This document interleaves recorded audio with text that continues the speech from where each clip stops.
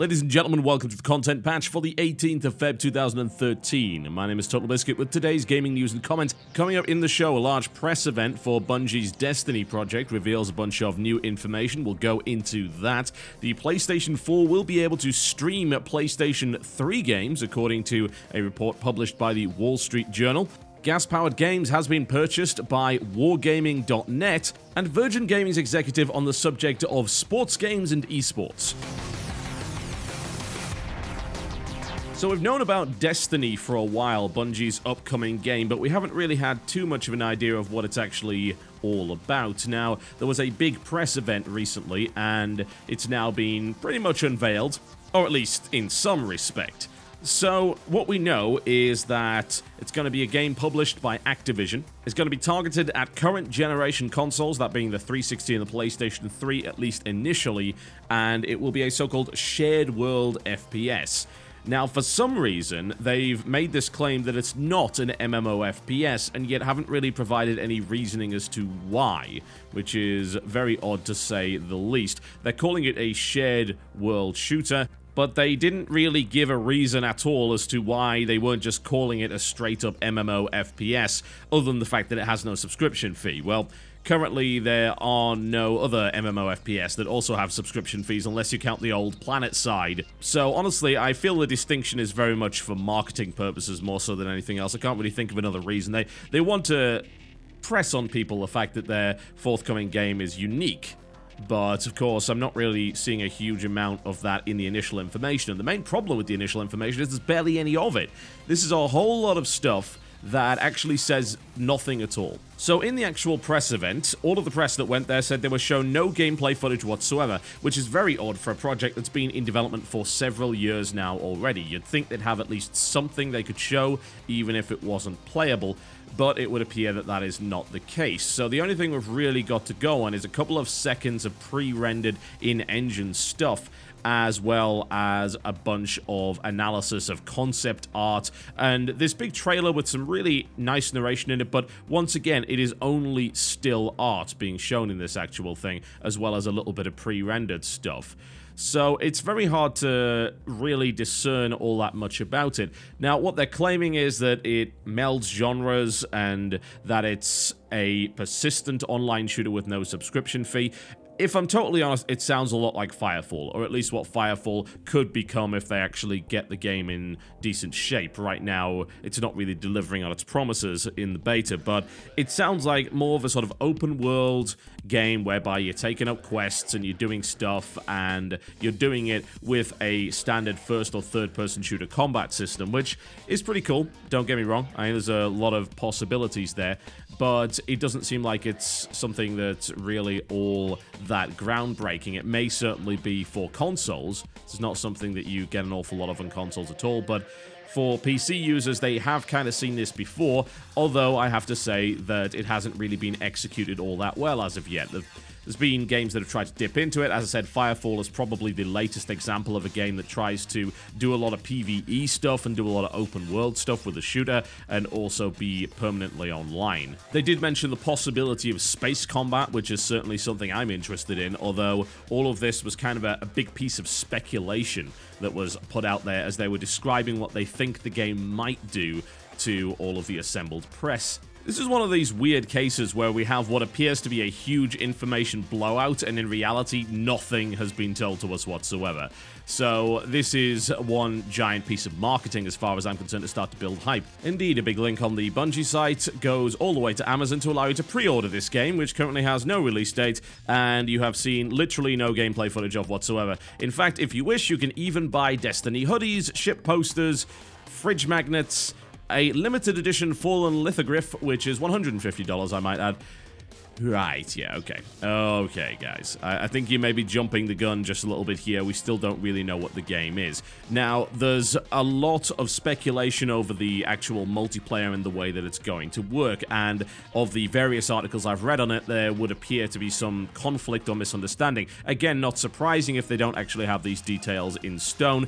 Forbes was claiming that the actual matchmaking system would work very much like Journey, in that it would be sort of a random drop-in, drop swap out sort of thing. We have other sites like IGN claiming that you would be able to meet up in a tower whereby everyone would sort of be milling around, just kind of like, it seems like a city in World of Warcraft.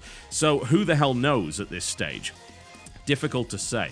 There's also a little bit of controversy surrounding a supposed statement that the actual game will not be coming to PC, although once again, there is speculation surrounding that as well, because hey, why not? Jason Jones told Destructoid that with the release of Halo, they limited players to 2 weapons, they gave them recharging health, they automatically saved and restored the game. Almost heretical things to first-person shooters at the time. We made the game run without a mouse and keyboard, and now nobody plays shooters the way they used to play them before Halo because nobody wants to. Now, bear in mind, this is the co-founder of the studio. A little bit of an arrogant statement there as far as I'm concerned, but I don't know if we should really read all that much into it. The fact that the game hasn't been announced for PC yet, however, under the agreement that was signed between Activision and Bungie, these are documents dating back to 2010, there was an indicator that there would be more than one Destiny game and the second release of it would be targeted to PC. It's a very strange situation. We don't really know an awful lot, and I guess that's really the problem, isn't it? The issue is that they said a whole lot of nothing. As a result, I guess it makes perfect sense that people, including myself, are trying to latch on to any sort of concrete statement that they've made, which is why this whole, oh, the mouse and keyboard are obsolete thing is kind of blowing up. I don't really think it was intended to be taken that way. I don't think it's a very smart statement, really. And I can definitely understand why they would release on consoles, but it's just so weird to develop what appears to be some kind of next-generation game and then target it for PS3 and 360. I mean, when is this thing coming out? Are we aiming for a November 2013 release? I guess that would make sense, but by then, we will have had all of the next-gen consoles announced. Hell, we might have even gotten one. The rumors are, of course, that the PS4 will be announced in February. It might come out by November. Who the hell knows? So it's tricky to really make any judgments on this whatsoever because this is just all fluff. So I'll revisit it once they actually say something concrete and hopefully show us something concrete on a potentially promising, but at the moment, ridiculous pipe dream of a game. Prior to the announcement on the 20th of Feb, in just a couple of days' time, more rumors have surfaced as regards to the forthcoming PlayStation 4 console, claiming that the console itself will support a streaming service allowing users to play PlayStation 3 games on the next generation console. Now, this, of course, is one of the least surprising things we've learned about this machine so far. Not that this is necessarily something that's true. This is, of course, just a rumor, because Sony bought the streaming company Gaikai last year for $380 million. The Gaikai website has also featured pictures of Uncharted, Metal Gear Solid, and Killzone, which indicates, of course, that they will be allowing some kind of streaming to go on. Now, I suppose the question would be, what exactly do they intend to do with it? What is the actual purpose of the streaming software? Allowing it to stream PlayStation 3 games sounds fine, but surely if the system was backwards compatible, you'd be able to do that anyway. So what is the real point of doing so? Will it be something that would interface with the PlayStation Vita and allow you to do remote play stuff using that? Well, the thing is, you can already do that, so that's not really something particularly new. I mean, when it comes to consoles, I have to ask, unless you are going to create a PlayStation Plus-like library, which allows you to essentially play a bunch of different games instantly through a streaming provider, then you're not really providing something that's all that useful. Streaming for PC kind of made sense because it allowed you to play high-spec games on a low-spec PC. Like, you could play Battlefield 3 on a netbook, for instance, using something like the OnLive service. But with this, I mean, consoles are equally powerful, so there's really no point in doing it. But I can definitely see a really big possibility of having this open library of PlayStation 3 stuff being able to stream directly to your system, and doing that in a kind of PlayStation Plus rental style whereby you pay some money every month. This could be a really smart way of getting people to early adopt, because you get past the problem of having a limited number of launch games. Hey, I can stream a bunch of games directly to my system from this library of stuff. Yeah, I think that's what makes the most sense. I mean, if Sony are continuing to go down this good route that they've managed to do recently with good stuff like cross-play, cross-buy, and, of course, the PlayStation Plus free game system, then this could be really kind of great. And otherwise, I just don't see any use for it, right? It's kind of pointless. Maybe you could use it to stream demos of games, try before you buy, much better than downloading several gigabytes of data, things like that. That's a possibility. But we will see. I mean, there's been all sorts of things knocking around regarding the PlayStation 4. There have been leaked images of a supposed prototype controller that have been confirmed by several sources as legitimate. It looks very similar to the DualShock, a little bit more rounded. Seems to have both a rear and front touchscreen. Not so sure about the triggers. They're not looking so great, but this is starting to get a little bit exciting, gotta say. And I'm intrigued to see what comes out on the 20th. If it is indeed the full PlayStation 4 announcement, that will be good. It will be nice to know where we stand, rather than being left hanging once again on whether or not this particular generation of console is expected to drag on any longer.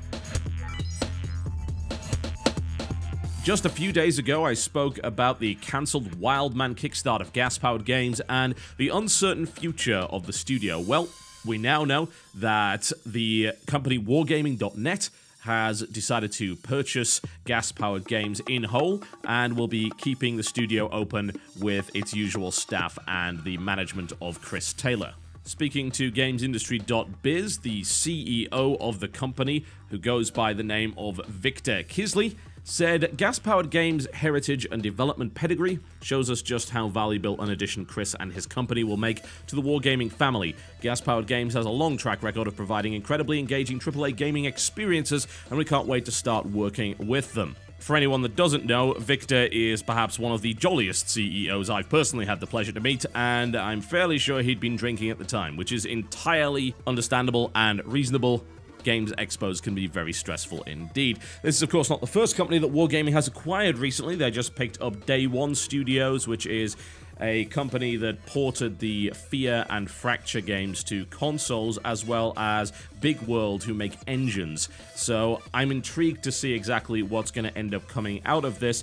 Wargaming is definitely not a bad company. They have certainly had a few missteps in terms of how they have handled microtransactions, although they seem to be improving in that regard. And for those of you who don't know, Wargaming is responsible for World of Tanks and the forthcoming games World of Warplanes, as well as World of Warships. The company is ridiculously successful, and World of Tanks is one of the most popular free-to-play games in the world at the moment. Good news, of course, is that Wargaming is also exclusively focused on PC, so that means that we may very well see Gas-Powered Games producing some more interesting stuff in the future. Although, considering that Wargaming has up to this point been entirely focused on free-to-play, I have to wonder whether or not we're going to be seeing stuff like Wildman or another Subcom game coming out of GPG, or whether or not we'll be seeing more stuff like Age of Empires Online. I think you can guess which one I would personally prefer.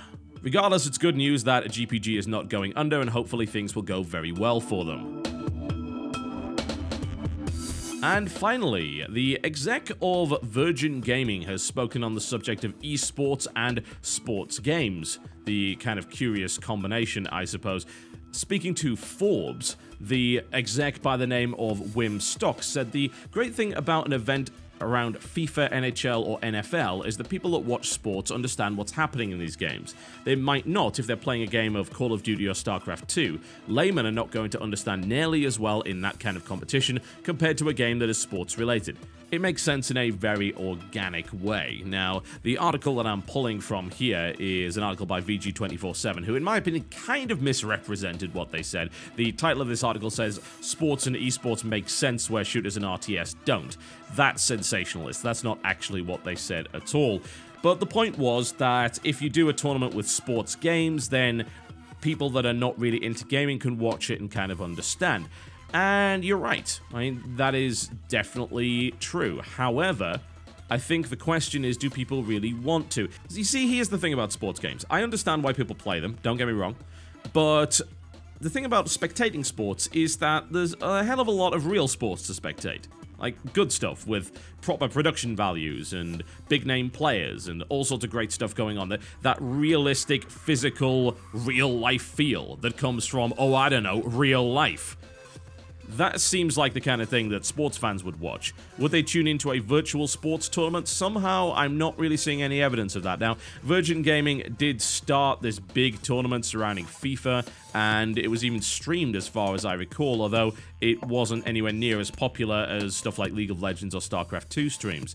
I think what this person fails to really grasp is that, yeah, absolutely, a layman can watch, but they don't actually have any interest in watching it, because they have real sports they can watch. I can't watch two real armies battling it out, and more to the point, even if I could, it wouldn't be that interesting anyway. StarCraft is a sport in and of itself, League of Legends is a sport in and of itself, as are other video games, because they are specific rule sets that are not replicated in real life, and as a result you get to watch something completely and totally different, and that's where the strength of that is. Does it limit the audience? Potentially, yes, absolutely, but what limits the sports game audience is that you have real sports which you can watch. The only place you can go to watch RTS action in a futuristic environment is of course to watch StarCraft 2, and then you've got League of Legends and Dota that are kind of doing similar things. I suppose the question is, do you want millions upon millions of people watching your event? Do you want it to be the Super Bowl? Do you want to go that far? Because I don't think esports will ever really get that far. But it doesn't have to. It doesn't have to be Super Bowl level. In fact, I'd actually kind of prefer that it wasn't, because of the amount of money that floats around that and just how commercialized an event that really is.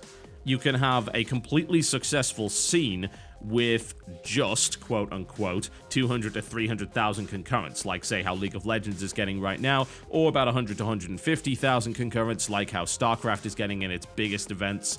You can have totally healthy scenes there as long as you build them slowly and you build them in a sensible way. You don't need to bring in the layman crowd. That's actually not required in order to make esports successful. So, I don't know, I think this is a very short-sighted way of looking at things, but perhaps I'm wrong. Perhaps in a year I'll see Virgin Gaming putting on a big FIFA tournament and we get 1 million concurrents come to watch fake football. I somehow don't think so, but hey, I've been known to be wrong before.